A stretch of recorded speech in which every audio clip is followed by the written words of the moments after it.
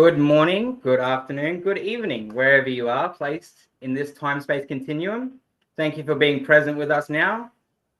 I'd like to introduce a really important guest today, a multidimensional being who has perfected the stance of moving inside of energy and sharing that with his collective audience, his community, and the people he loves. Please allow us to introduce Daniel Kingston. Thanks for joining us today. Hi guys, thank you very much for the invite and the time. Hey Daniel, pleasure to meet you. It is a Daniel, pleasure. this is my co-host, Tylee. Today we have hand-selected some intuitive questions to get that spice of yours out there so people can really learn about who Daniel Kingston is from Brisbane City. So before I begin, I would just like to run the battlefield and declare who you are. No worries.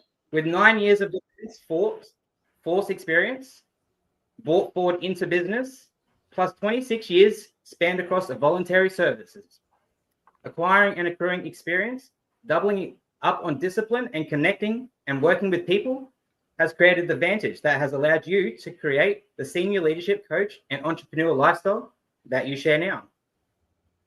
Situational adaptation at the forefront and prospecting current skill sets and big decisions while weighing that before acting, providing strategic long-term and all positions for all people considered, never short-term.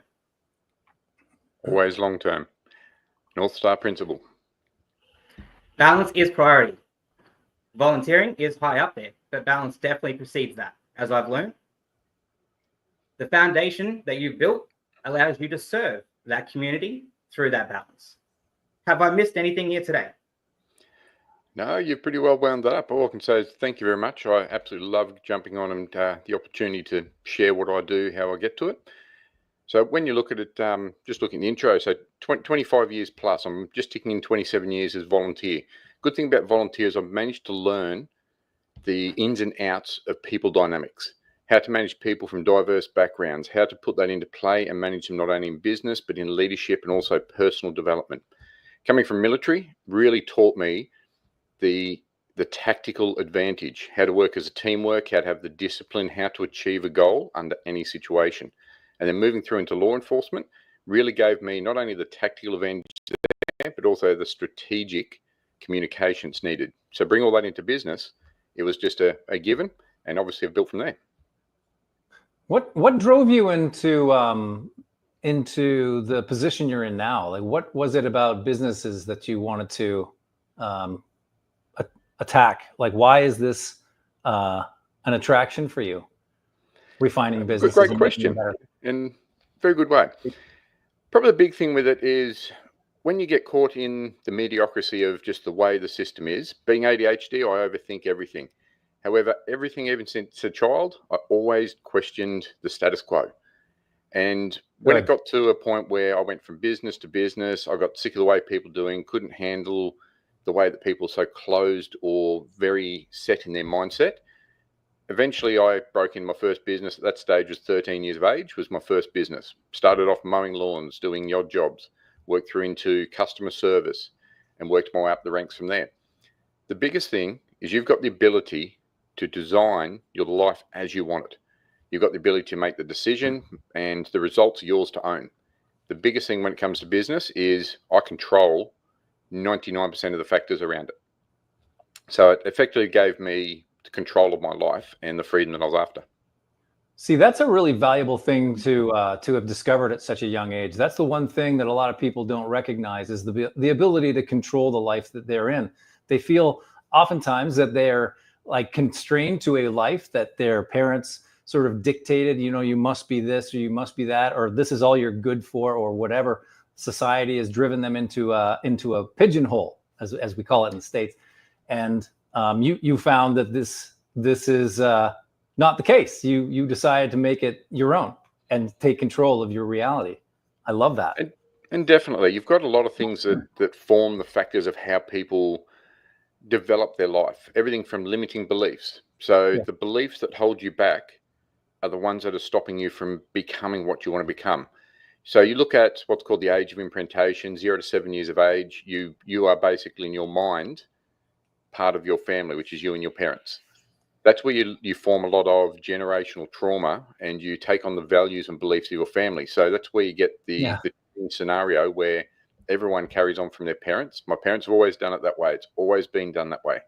As soon as you break the barriers of those limiting beliefs, the world is your oyster. There is absolutely nothing you can't achieve. Unconditional stance to adopt. Oh, definitely. Growth mindset. I can see how you arrived at that too, Daniel. I'd love to talk to you about this ADHD that you just jumped out with us. Yeah. Welcome. We all can relate to this. You're hanging out with two ADHD specialists right here. So my understanding of ADHD, just to bring that into your awareness now, is that we are dialed into higher dimensional frequencies. So we're just attuned and we're experiencing so much. And given that word, that big word we use, multidimensional, let's talk about that. Let's talk about how ADHD served you. How has it countered you? And how has it been positive for you? And where is the goalpost now in a day-to-day? Great question. And when you look at the ADHD, as a child, they medicate children. They say, you don't do this. They put them in boxes. They constrain the ADHD from a very young age because people don't understand it. So people see it as a disability rather than a superpower.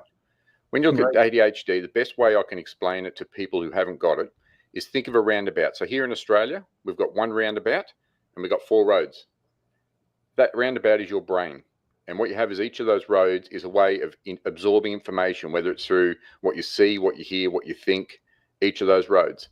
Now you go to the big one in London, you've got like 8 roads leading in. You're looking at 8 different lanes that are coming into there as opposed to 2 from each of ours. If that's the flow of information, that's what ADHD does. It's that big roundabout that's sitting overseas with 8 lanes in every direction. Where the disadvantage to it is that not only do you absorb all that information, you've then got to sort that information in your head. So it's like here in Australia, like 2 little tiny lanes going around a roundabout. If you had 10 cars on that roundabout, it's now a traffic jam. You look at the one overseas, you're looking at 40 or 50 cars on there before it hits that same traffic jam. That there is a limit of some kind in your brain. The hardest part with ADHD is to be able to sort that information to get the relevant information out. So like looking at the big roundabout, it's only looking at the cars that are red.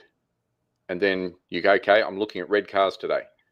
You sort that information. That's the only information that you deal with at the time. Now, when you're looking at information flow, think of having a TED Talk. Most people in the world know the TED Talks, and you've got a speaker comes out onto that stage. What happens in the normal brain is they get that information that comes in, the speaker finishes, they leave the stage. ADHD doesn't do that. The person stays on the stage. So the next speaker comes up. Now you've got 2 people on stage, then the next person, next person. Now you have a basic overflow of information. The minute you get to the point that you accept that you have it and that you learn to sort that information, it becomes a superpower. You do a lot more, a lot faster, and a lot better than anyone else can. So very, very handy to have. That's beautifully put. I love that. Go ahead. One of the things that I had to deal with, as a kid, having ADHD, there was no comprehension of that. And you were just not paying attention. You're not applying yourself. You're dumb. And of course, those belief systems from the teachers and the people around you kind of embed themselves deeply into your psyche. And that's who you believe you are until you realize that that's not the case. And that this is a thing.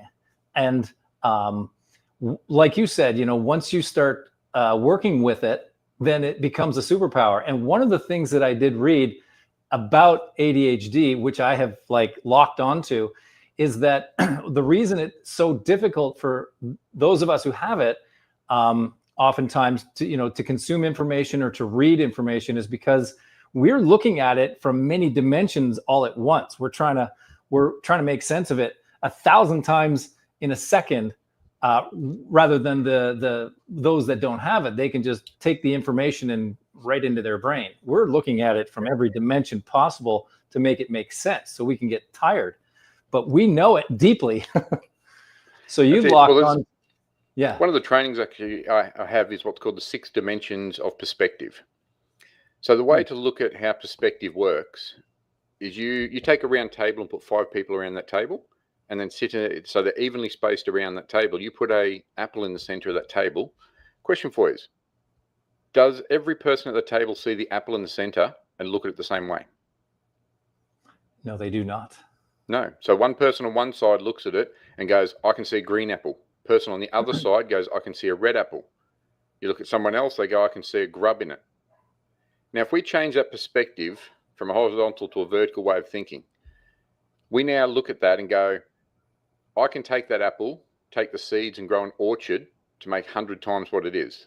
The next person goes, I'm going to take it and make an apple pie and sell it for 10 times what it's worth. One person goes, I'm going to buy it for 5 cents and I'm going to sell it for 10 cents. I'm going to double its value. When you look at perspective, the biggest thing with that is personal development understanding. As soon as you understand how your head works, it now allows you to then put systems and processes into place to then really control the way that you allow your brain to move. Once you start to do that, very, very powerful in what can be achieved. Very powerful word, very powerful wisdom, Daniel.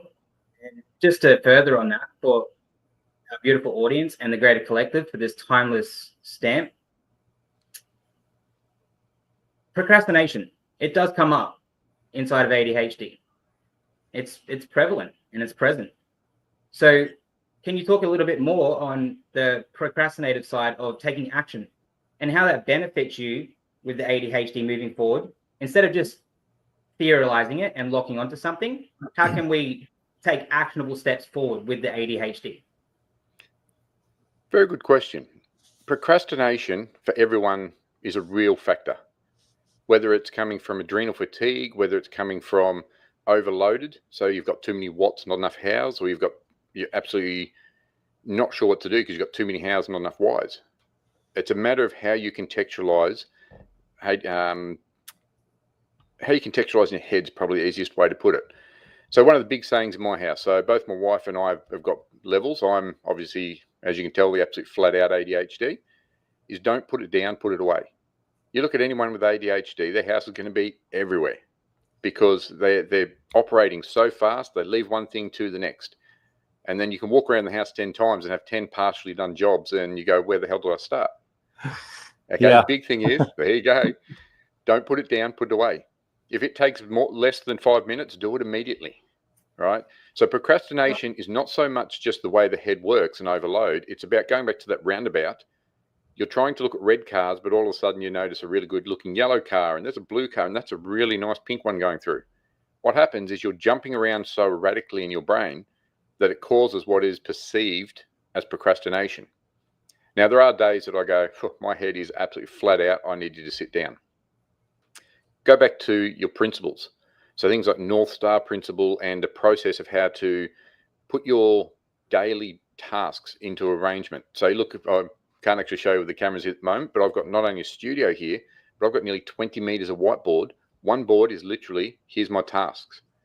I've got it where it goes high, medium, low, and then SAC. The things in the SAC are things that I outsource to everyone else. High priority, medium priority, low priority. Procrastination isn't so much the lack of doing something. It is quite often the overload and the lack of action. As soon as you start to sort that into systems and processes, the action that you'll get is absolutely phenomenal. So look at my tasking today, and this is coming straight off my board. I've got nearly 50 tasks up there that I'll complete. I'd say 90% of those today. A couple of those I'll work into this evening because they are big, big projects. You put the systems, the processes, and understand how your head works, procrastination disappears very quickly. However, the big part of that is self-preservation. ADHD, we don't sleep. Well, if we do sleep, it's not very well. We don't stop. We overthink. As you can probably see by the marks under my eyes, I've been doing late nights because I'm working on US time at the moment as we do merge and acquisition.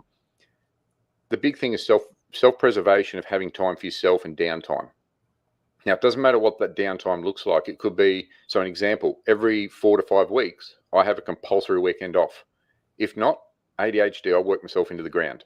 So what you do is you have compulsory stop points. You have processes and systems allowed to keep on place. These are all tasks, and not so much tasks, but habits that are formed by highly effective people. And these are what's going to make you propel forward to achieving those goals. Oh, that's brilliant. The one thing I noticed is that my ex-wife is very, she has no ADD, but she recognized it in me and recognized what it was.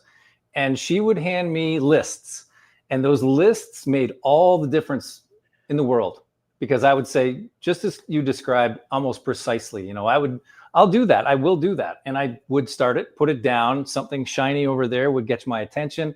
I would start that, because there's a lot of things to do. But I never made a whiteboard with the things that needed to be done so that I could actually logically check them off in my brain. I would just. And how many lists did you have around your house? All these little lists on a table, on a bench, one in the My kitchen? computer looked like a daisy. but it helped. That's it. And the question just come up there are there anyone with the neurodivergent within my team? And how does that changes how I go as a leader? Yeah.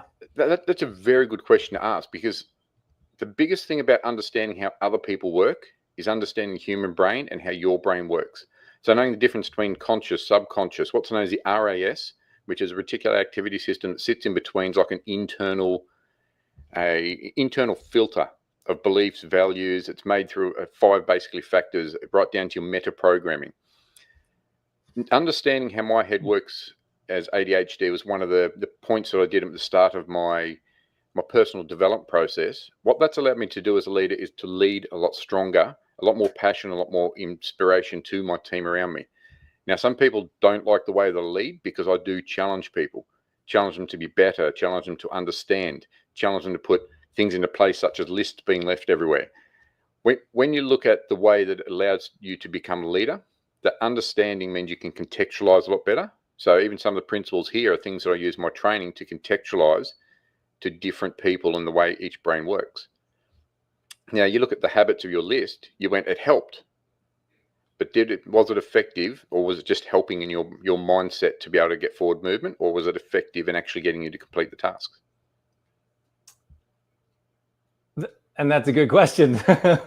Do you have a lot of people that so the companies that you assist or help build, do you find that, well, actually, let me stand back before I ask that. Is there a kind of a demographic of the type of company that you assist in building, in accelerating, in growing?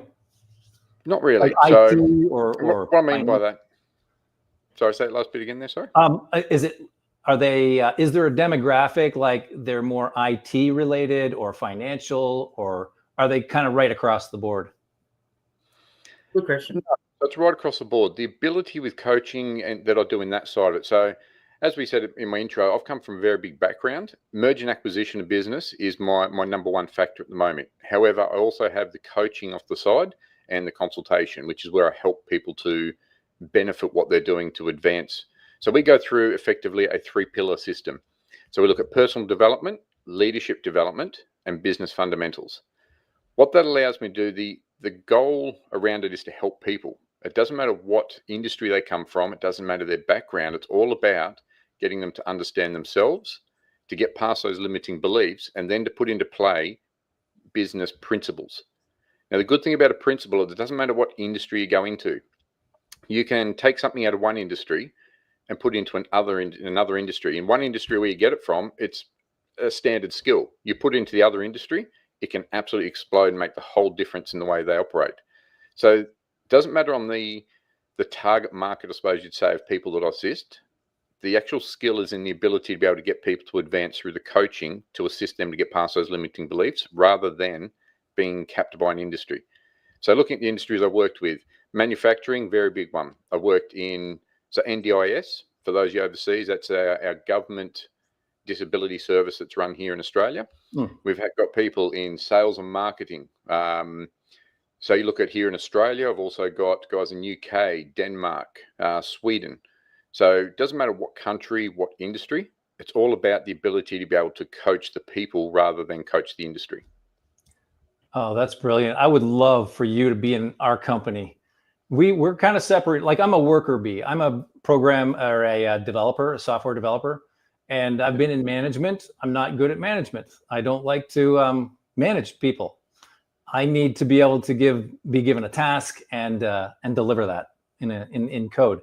Now, if you were to come into a company like ours, which might be 400 and some odd people, would you would you do a kind of a lecture style to a large group? Would you work with individual trainers and then they would train others? How would you approach that training? Good question. There's so many different ways you can contextualize the information. So the way that I do a lot of my consulting work is I have 4 or 5 different factors. So we have a free community group that I run. So it's literally community designed for people to come into to ask these sorts of questions. If I was going into a bigger company, I would start at the top. Cultural change and changes in a company have to go from the top down. Because if you don't change the leadership, you're not going to be able to change the culture below that. When it comes to a big company, it'll highly depend on the way that company is structured and the way that their organizational chart is structured.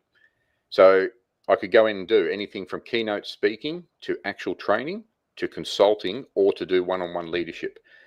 It depends on the company to what is needed for each dynamic situation. What it does is it means that you're going to get maximum effect, but at the same time, you can train the maximum amount of people for the lowest amount of money. All right, so it's not going to have high costs to try and train 50 people in the actual company, as opposed to you need someone who can lead better.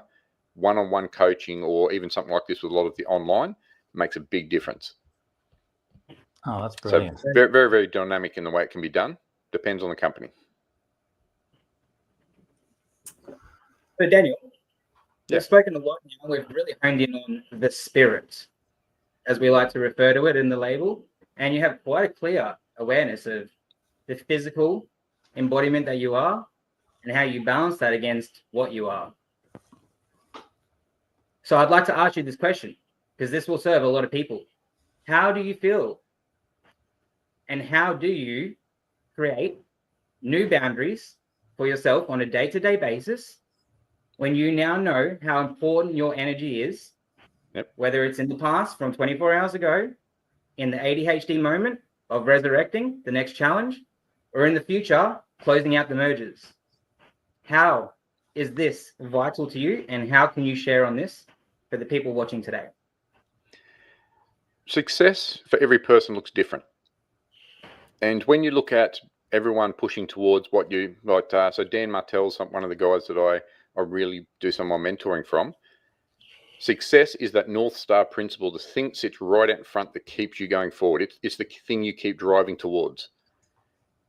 When you're looking at every day for your tasks, for what you do, it's about energy management. It's not about task management, time management. And there's a lot of coaches, it's all about how you manage your time. Well, it's not. It's how you manage your energy. When you start to learn to manage your energy, you can go longer.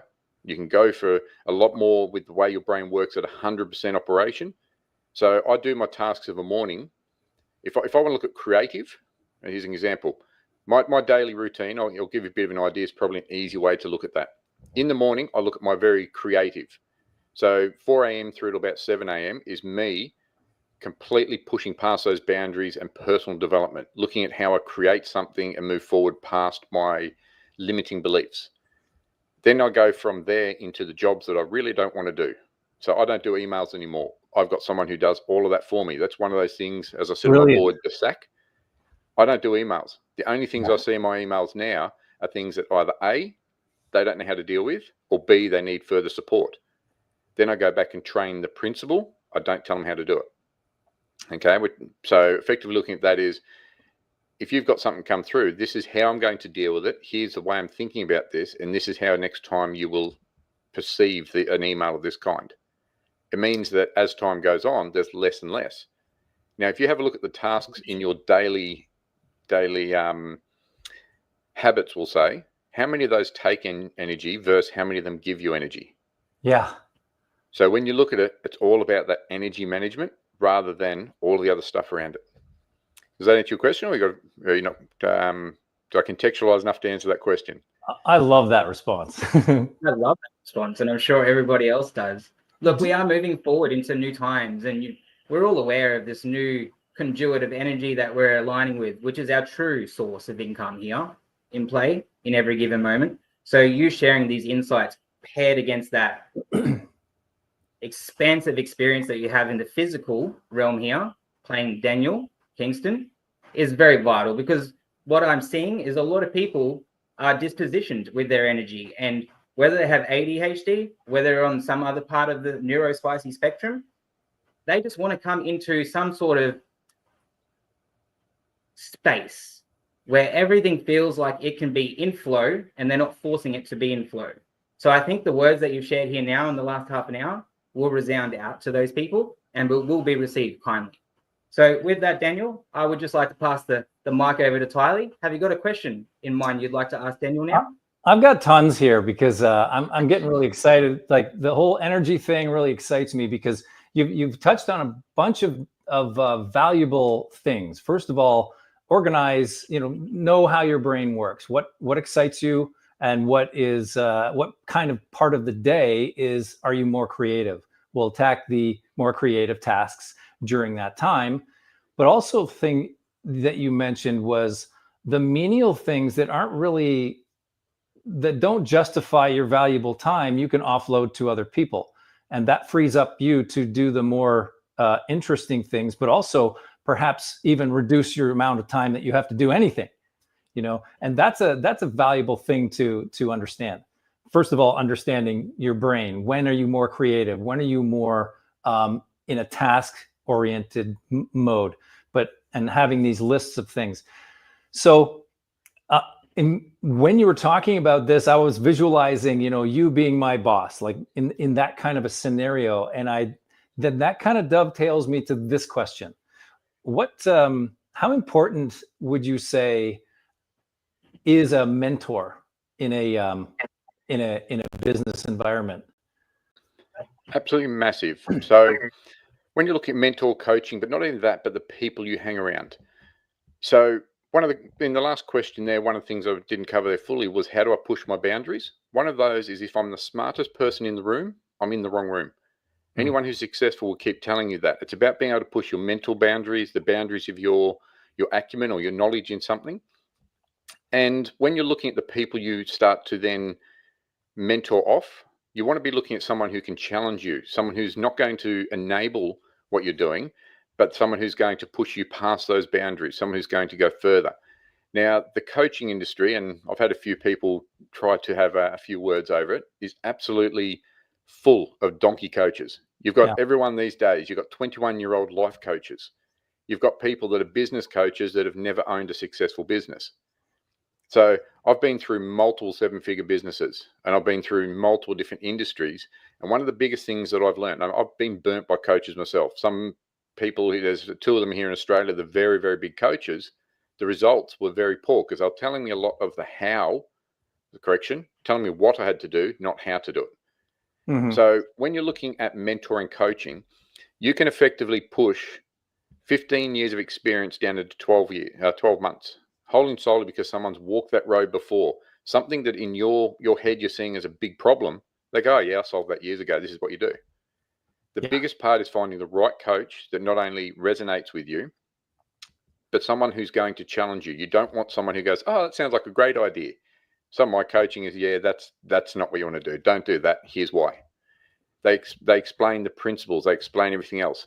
One of the biggest thing with the clients that I work with is I'm a no BS coach. I won't enable something. I will tell them it's not a good idea. Here's why. Here's my experience. A lot of coaches, and there is one sentence a lot of them won't say, which is, I don't know. There are a lot of coaches that they go, I don't know, but I'm going to make something up so I sound good. What that does is it gives you a misconceived perception of what you should be doing. That's where experience of the right mentor, experience of the right coach. When you go and learn things from even YouTube, massive thing. Podcasts like this podcast here are where you're going to find the information to help you get into the right circles. So if you want a couple of good names to look at even YouTube, have a look at Dan Martell, Alex Hormozi, JT Fox, Adam Coffey. These are guys that are already pinnacles in the industry before they became coaches, before they became mentors. So the importance of having a mentor or coach is absolutely massive. They should challenge you, they should push you forward, and they should get you results. Have a look at them and make sure they've also got that experience, that they're walking the walk as much as they're doing the talk. So very, very important part of it. Great question. Do you find, do you encourage people in the coaching that you do to have a mentor or a mentee? I highly recommend it. So Yeah, there are two sides. So if you're looking upstream, downstream, like you just said there, having a mentor is upstream, someone above you that does it. I can tell you, I didn't start making headway in business and personal development till I had a mentor. My first mentor was quite a low-level mentor. However, when I outgrew that mentor, I got referred up to someone bigger. I outgrew them, went to the next one. ADHD, I absorb information like there's no tomorrow. So within 4 years, I'd been through, and I'd literally broken one coach, and I'd been through 3 other coaches because they just could not keep up with my pace. They kept going, slow down. All right. So everyone will try to put you in a box, especially some of the coaching programs. They give you a one thing fits all.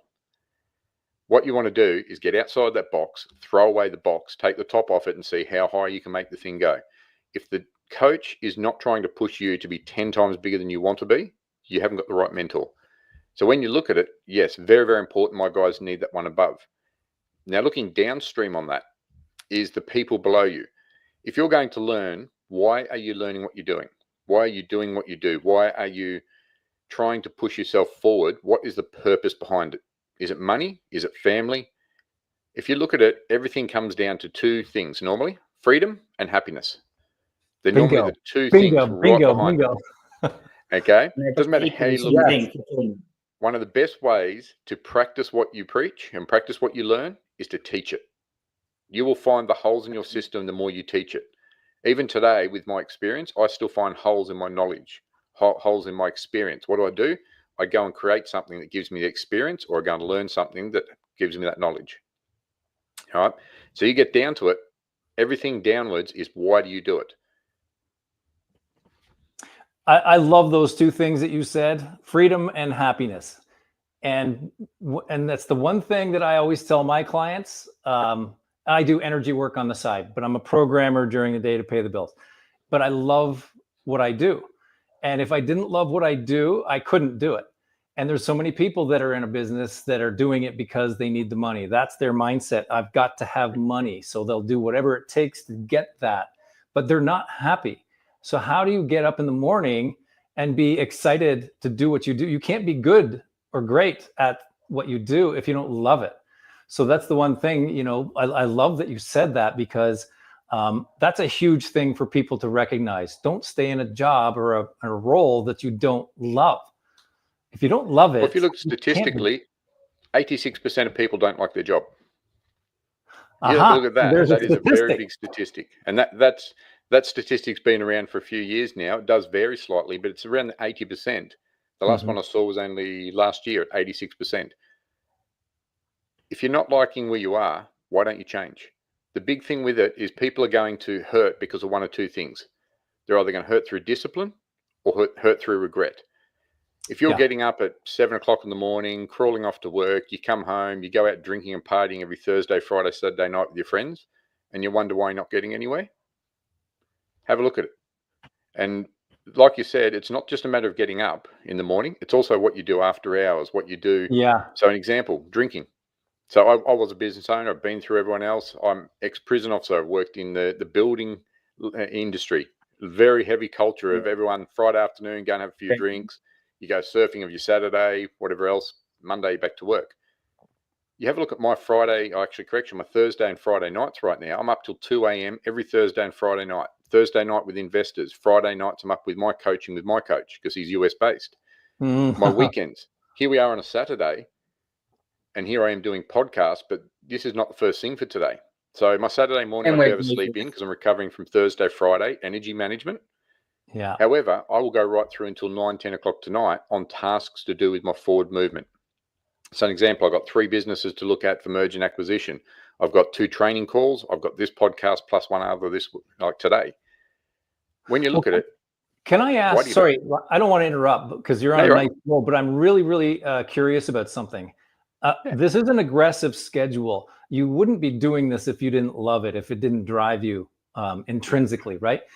What is it though that you do to charge yourself up? I mean, I'm sure this business itself is firing. It fires you up, I'm sure. But do you do in your off time, in your free time, do you do something that charges you up? Do you relax, or do you do something like physical, or what do you do on your off time? What are your hobbies? Great question. So physical is highly attached to mental. If you're not challenging your body physically, whether it's like some people go, oh, I can't lose weight, but are you exercising? Are you eating right? Yeah. So one of the things that helped me drive forward is think this way. If you were only allowed to drive one car for the rest of your life, you're not allowed to own another car, you're not allowed to drive another car, how well would you look after that car? With your body, it is no different.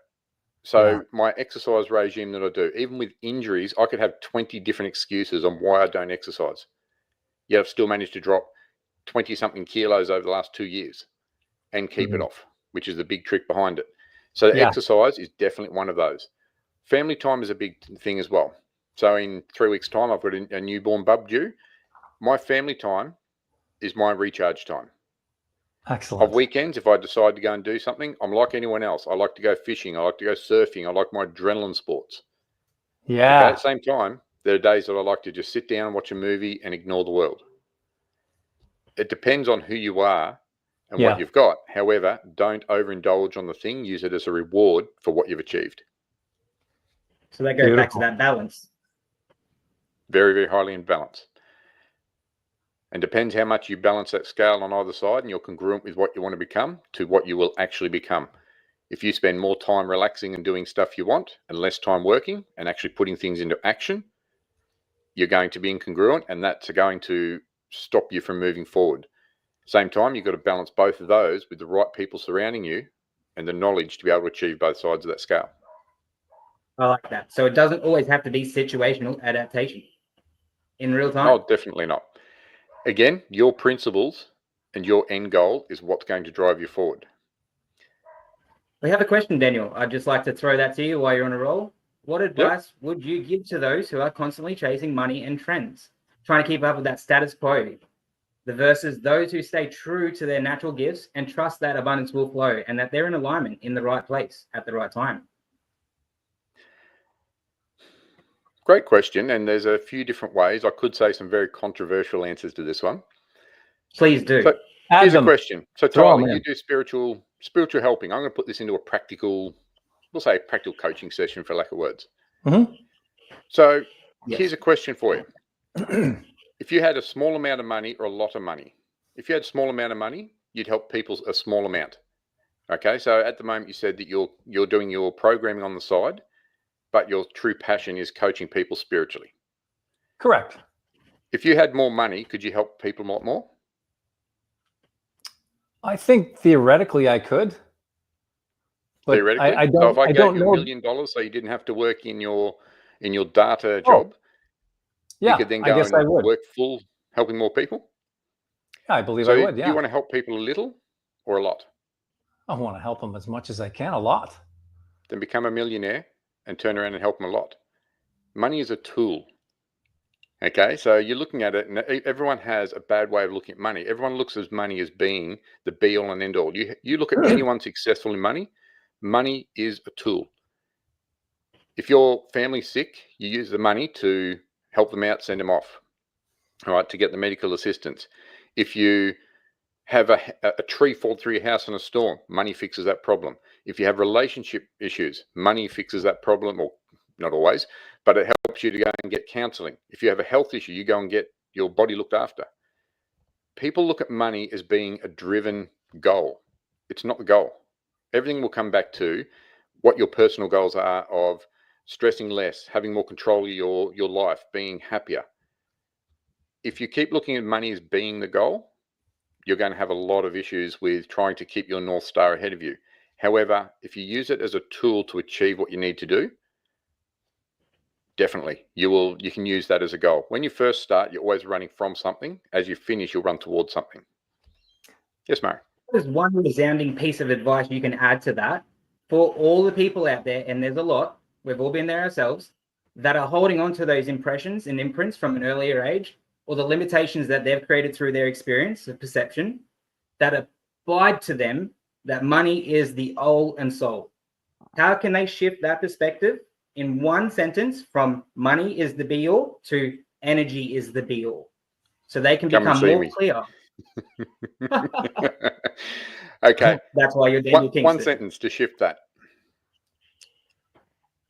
If you could get to where you wanted to be with the knowledge you currently have, you'd already be there. Stop putting yourself into a box, take the top off, and learn to break the barriers, because what you are looking for is on the other side of that uncomfort zone. Profound. I'd like to also touch on what you were mentioning is about money being the goal, and a lot of people have a kind of a negative connotation about money because they constantly fight for it, and then they embed in their brain, in their energy field, because that's what we deal with, that money has a negative connotation. So it has this negative energy. So that lack, that understanding of lack of monetary, abundance, that sticks with them, and that is what the universe feeds them. Feeds them lack of money. So they constantly fight to get more because they are feeling that they are lacking in it. So I love the way you phrase that, because money is not something that you need to do to it's a side effect of the joy that you bring to the world. Yep. Beautiful. And there are some things around that. So you've got the law of abundance. Basically, what you give is what you're going to get, and the principles behind all that. If you look at, and some people won't like me for this, but you look at, Trump. You look at Elon Musk. These guys, yeah, they're brutal in business. Doesn't matter where in the world, everyone has their own political, and taking the political aspect out of it, they don't have a law of abundance. They have the law of taking. They will take action to get what they want to do. You go down to someone in mid-range, look at, say, JT Fox, Adam Coffey. These guys are down there, multi-millionaires and billionaires. So Adam Coffey's in the billions now. You have a look what they do. They don't focus on the money. They look at how to spend their time, their energy, and the money for a higher return. Yeah. So it's not just a matter of looking and going, oh, it has to be this. Money won't just follow you for nothing, but the actions you take now will determine what you get back. Whether it's actions of helping someone, like an older person across the road, right? People start to see you slightly differently there. Murray's fallen over asleep, by the looks of it. Okay. There is a big thing around that. And again, your limiting beliefs are what are going to hold you back from achieving. People that have that sort of mindset are generally the people that don't have money. Anyone that has money have broken through those barriers. They have personally advanced past those restrictions. And that's where they start to then completely change the way they look at it to do it. Basically, do it. We'll contextualize it as my ADHD. They break through that then to start achieving the goals and the priorities that they're after. Brilliant. So attachment is a really big clinker here. People find their way to attachment and really grasp onto these things. And that really does restrict that perspective and our ability to perceive further than where we are to where we want to be. Some very vital words there, Daniel. Tylee, do you have one more question that we can add into the mix before we jump into the last segment of this amazing time together? I do have one. Limiting beliefs. That's a thing that comes up a lot. And what is it? So one of the things that we all have some level of limiting beliefs. And we don't often know that they're there until they kind of, unfold in our life and we reflect on them. Do you have any advice for your clientele in which to recognize or go in and examine these belief systems that they're holding? Like, do you have a way of translating? Because not everybody is a very touchy-feely person. I don't want to deal with my, the pains and the things that I'm holding back, because that's how they were brought up. Do you have a way of expressing that to them so that they can examine these things? Yeah, a good question. And self-recognition, not just recognition, but self-awareness is a massive thing. Whether it's in the spiritual world and people got different perceived difference of what each one is, where it's spiritually, personally, professionally, doesn't matter where it is, but the boundary will still be the same. So a couple of good indicators on looking at things that you have to address. Number one, if you're trying to sit at a table higher than where you are, right? Get into a room full of smarter people. The big thing is to recognize the feelings that you go into there. So some people, I'm not a touchy-feely person. I'm not that sort of person.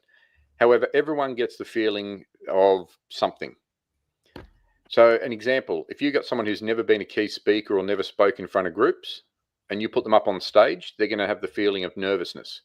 They will feel it in some way. There'll be something in their head, whether it's an audio digital voice that talks to yourself and goes, oh, look, this is really scary. Or it's a feeling. You might feel it in your head or your chest. As soon as you recognize that feeling, you start to realize the boundaries that you're being held by. So if you've got someone comes up, so an example, I had someone in the last couple of days that went, need this to happen. My thing is, oh, no, I've got to control that. I don't quite trust that person. Then I went, well, no, that's not true. And again, I felt that feeling. There's my red flag of something I need to address. I wouldn't have put that person in that position if I didn't trust them. You know what? Do what you need to do. Just let me know when it's done. I now don't have to touch that at all. Now, whether it's in business, spiritual, leadership, it doesn't matter where it is. You need to recognize those red flags or do a bit of an after action review after something. So if you go and have a meeting with someone and you come out and go, well, that didn't go well at all. What went wrong? What was done right?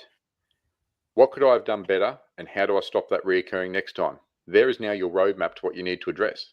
It could be the way that you read something on them. Could have been a body language that you misinterpreted. It could be a body language that you put out. The biggest thing is feedback. So even after something like this, one of my team will probably reach out and go, is there any feedback? Is there any positive? Was there any negative? What went good, wrong? Same principle of the after action review, because now there's your roadmap of what you need to understand and to adapt. Beautiful. Beautiful. I just want to make a quick comment too, something that you unboxed there in that conversation that everybody's familiar with. And it goes hand in hand with everything that we pick up in this human experience. The inner critic, that inner opponent, and that inner voice. Let's just talk a little bit about that and how that ties into everything that you've covered here today. How do you keep that voice at bay, given that you're so disciplined, so structured, and well coordinated? Great question. So you guys are obviously in the spiritual space. The definition, my definition of spirituality is the ability to have inner peace or inner understandings. It doesn't matter. Some people look at spirituality based with religion, two complete different factors in my world. It doesn't matter how you look at it. You have to look at that inner voice and the way you look at. There is not one person that's going to criticize me heavier than I criticize myself. However, it is how you criticize yourself. So again, looking at subconscious and conscious, your subconscious mind's like a small child. It has no humor. It has no right or wrong. Nothing's good. Nothing's bad. It just believes everything is true. So if you're talking to yourself and going, oh, you absolute idiot, you shouldn't have done it that way. Your subconscious right now is going to go, you're an idiot. All right. When you look at those inner voices, I don't stop the inner voices. They are part of my filtered system in my head telling me something's right or wrong. Don't stop them. However, reframe them. Rather than me, and I don't do something and go, oh, you idiot, why'd you do that? I look at something now and go, well, that didn't go to plan. How could I do that better? The reframing is the most powerful thing you can do in your meta programming of your head. If you reprogram what's happening and then allow it to happen, what's going to happen is it can propel your personal development forward quicker than you can even understand. So don't go, oh, no, they tell me I shouldn't, or my head's this or head's that. You go, no, how do I now turn that into a positive, put it forward, make an affirmation, and then move forward from that? Always fall forward.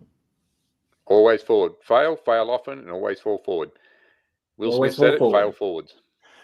That's the other thing is the failing. Like a lot of people see failure as a negative thing, and it's not. Failure is great. Yeah. If you're failing and you're failing often, it means you're pushing forward. You're pushing past boundaries. You've just found one way that you can't do it or it won't work. So now you adapt it and you do it again.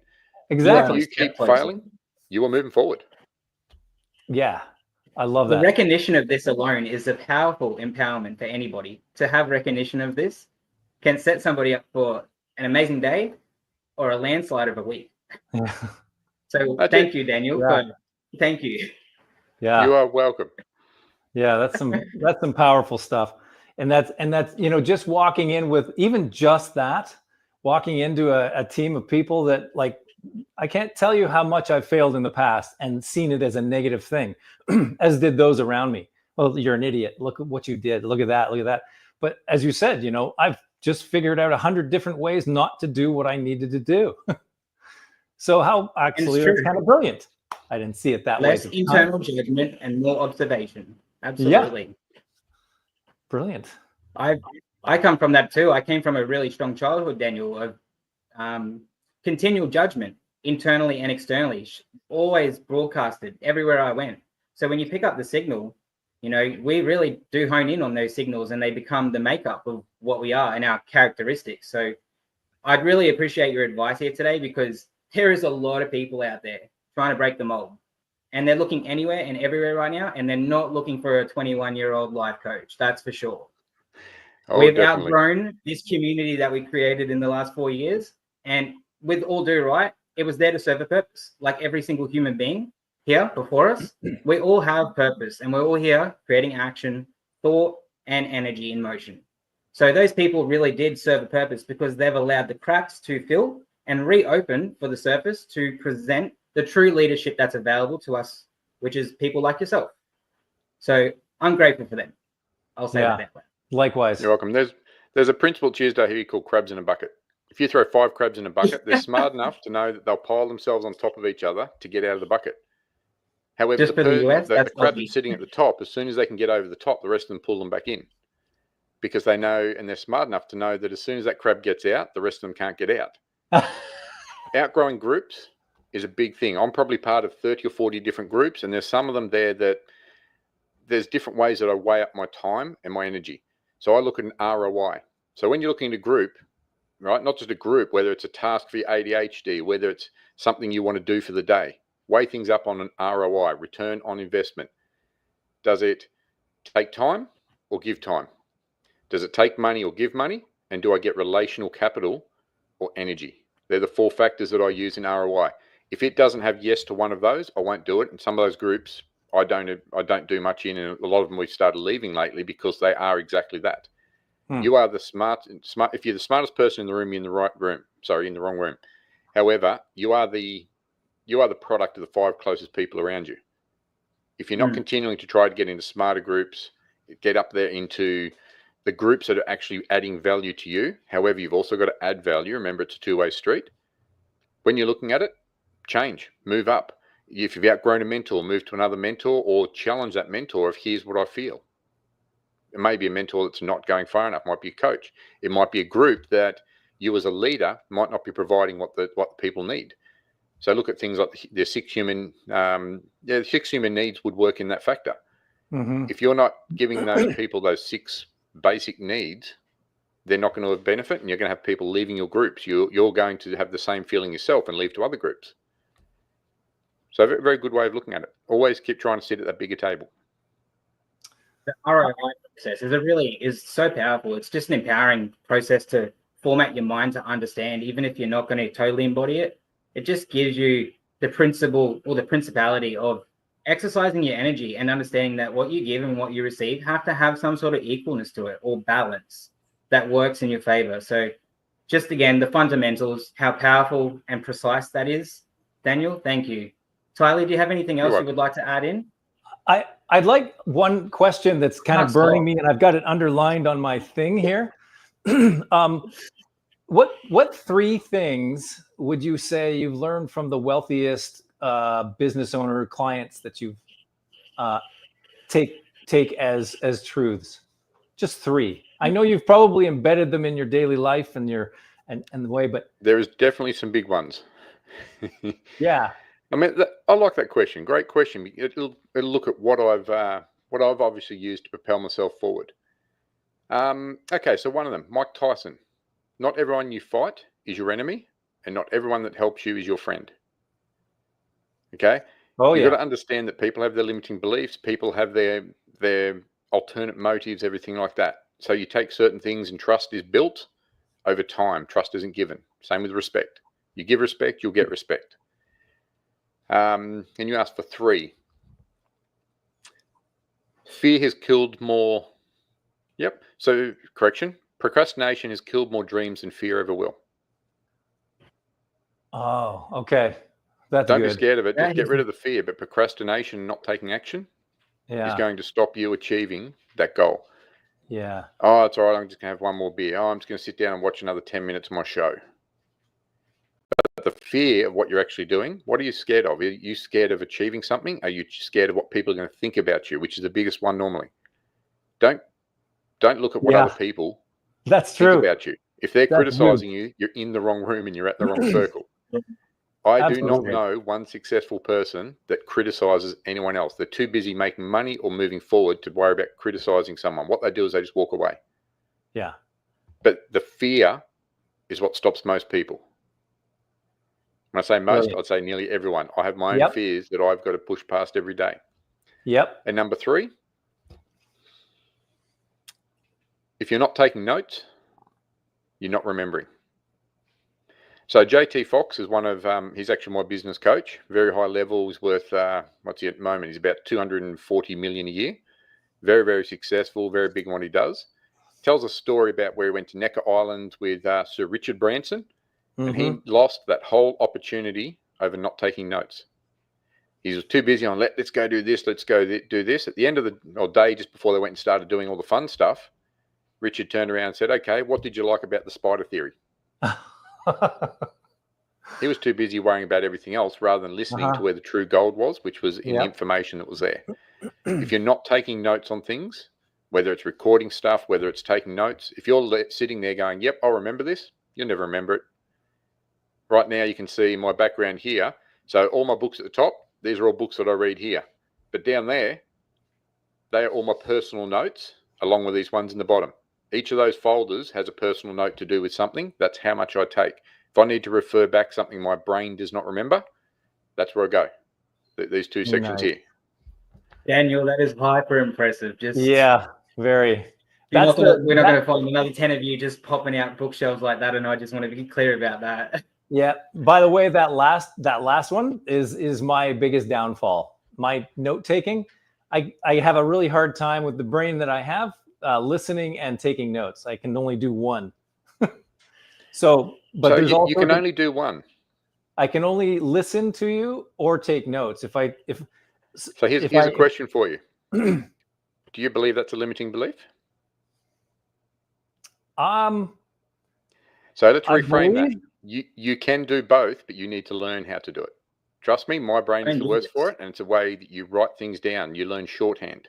When you write it down, you won't necessarily write every word. You'll write particular points or key points from a sentence. Brilliant. So there's a limiting belief that you have awareness from that you're going to work on. I'm sure you'll contact me after this to have a bit more of a chat on that. Haleigh, please reach out to Daniel after this now. Oh yeah. No, that's brilliant. I love that. Shorthand is actually Daniel, I really just want to bring it in now, and I want to wind it down. So I just want to reflect on a couple of things I've learned about you specifically over the last 72 hours as I took a plunge into the world of Daniel Kingston and your legacy that you're preserving here and curating. It's a scary world. Don't you worry. I was overwhelmed. Took 2 days to recover, and here we are. So I'd like to just come forward and ask you how you're feeling about your new release, your new book that you've co-authored. Would you like to tell us and share that with the audience? Because that is absolutely brilliant. So I've got to meet a lot of very, very good people in there. So most commonly known for Eat That Frog is Brian Tracy. And I had the opportunity, I had 22,000 people that all applied for it. They approached me to come and do it. So it was a opposite to what there is. Now, put it this way, I'll add value back to this circle, guys. If you go through these guys and you want to get a copy of the ebook on that for nothing, I'm happy to give anyone on your circle a copy of that ebook. So thank you so much. That book, the chapter I did in that was designed around leadership, mindset, and understanding how to lead better. So basically, with that book, it was a very good experience. Yes, I leverage off it quite well, and I've got a lot of people that are after copies. Every time I print it, it's generally sold out as soon as I've got hard copies. So I printed enough there the other day, and they're gone already. So within 3 weeks. But the ebook, anyone wants a copy, I'm sure they'll put up, there was a code there. That way I know where it's sort of going to. I'm quite happy to throw out a couple of copies there in the ebooks for you. That's really generous. Afterwards in the link, and we'll make sure that's readily available to everybody who's ready to click that. No worries. I do, if you're happy with it, I do have also a free community called the Leadership Circle. So, Tylee, I'm sure I'm going to see you there very quickly afterwards. This is a place where it's a centralized discussion point that allows people to come in there with their questions. Also, there's a number of free coachings, there's courses that we're starting to load up. It's only been up and going just on a week now, and we're just starting to get all the stuff loaded. I'll give that link to you, or my team will get the link to you for that as We well. would love that Beautiful. to support that uprising. So thank you. We'll get that moving, and good on you on your new foundation there. That will be really prosperous and serve a greater community. Yeah. Well done. Thank you Thank so you. much. I just want one more thing. I just got one more. I really got to get it out because I really can't wait to see you wiggle with this one. Tell us about your favorite song. My favorite Yeah. song. Tell us I about am this song that you ADHD, just love to guys. be I stuck love in a car with. everything. Favorite song.